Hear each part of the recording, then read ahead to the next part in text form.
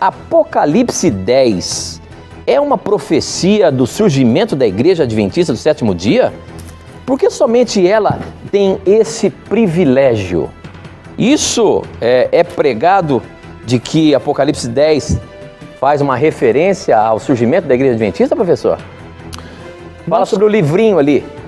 O livrinho que, quando ele comeu, era doce como mel, mas que depois ficou amargo. Eu acho que ele está citando exatamente esse texto. Nós cremos, amigo telespectador, que aqui é uma referência ao surgimento da Igreja Adventista, mas nós não cremos que isso aqui é um privilégio, pelo contrário, isso aqui é uma responsabilidade. E nós não cremos também que isso indique que só a Igreja Adventista é a Igreja de Deus, isso não existe, né? A própria Ellen White, eu vou ler isso porque é importante você ver o posicionamento da nossa própria cofundadora, né? Então você vai ouvir alguém falar o seguinte: os adventistas creem que só eles são salvos, eles são o único povo de Deus. Isso não existe. Tá? O povo de Deus se encontra em todas as denominações religiosas. Nós não cremos que todas as denominações têm a verdade bíblica, mas nós cremos que, apesar disso, em todas as denominações há verdadeiros filhos de Deus.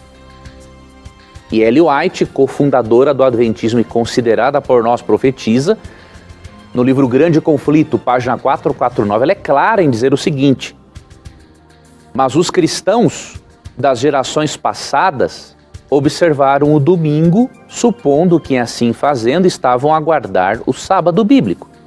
E hoje existem verdadeiros cristãos em todas as igrejas, não excetuando a comunhão católica romana, que creem sinceramente ser o domingo o dia de repouso divinamente instituído.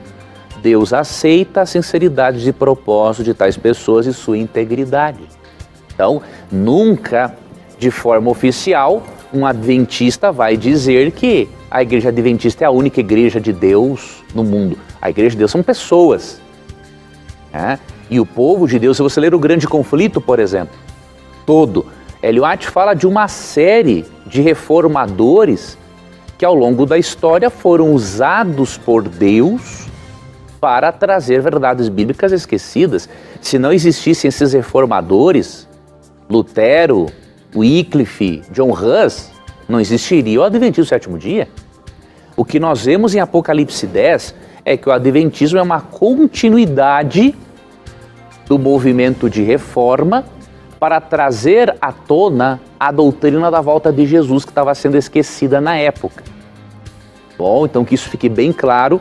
E aí você vê aqui, de forma resumida, eu vou lhe dizer, nesta visão, João vê um livrinho aberto que simboliza o livro de Daniel.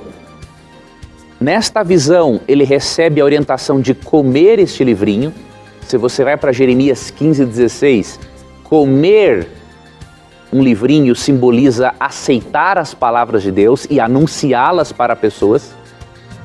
E quando João come este livrinho, na boca ele é doce como mel, mas no estômago ele é amargo.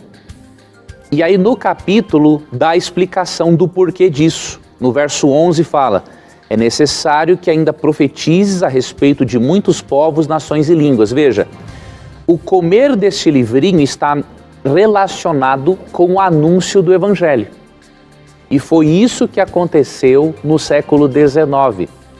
Quando se estudou mais o livro de Daniel, que é representado pelo livrinho que João comeu, os milleritas, seguidores do pregador batista Guilherme Miller, eles tiveram a certeza de que Jesus estava para voltar. E a notícia da volta de Jesus, para eles, foi doce como mel. Mas o desapontamento por ele não ter vindo em 22 de outubro de 1844 foi amargo para eles. Eles acertaram a profecia, mas erraram o evento que ocorreria na profecia. Eles acharam que era a volta de Cristo em 22 de outubro de 1844, mas não era a volta de Cristo. Era o início de uma nova fase do ministério sumo sacerdotal de Cristo no santuário celestial.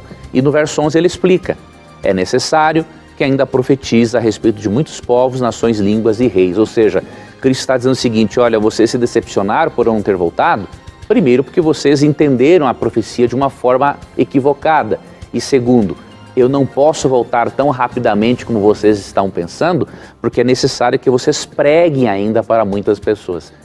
E foi do movimento milerita que surgiu a Igreja Adventista do Sétimo Dia. Então nós cremos que a profecia faz uma referência ao surgimento do milerismo protestante e, consequentemente, o adventismo, para anunciar a segunda vinda de Cristo. Mas de forma alguma cremos que nós somos os bambambãs da história.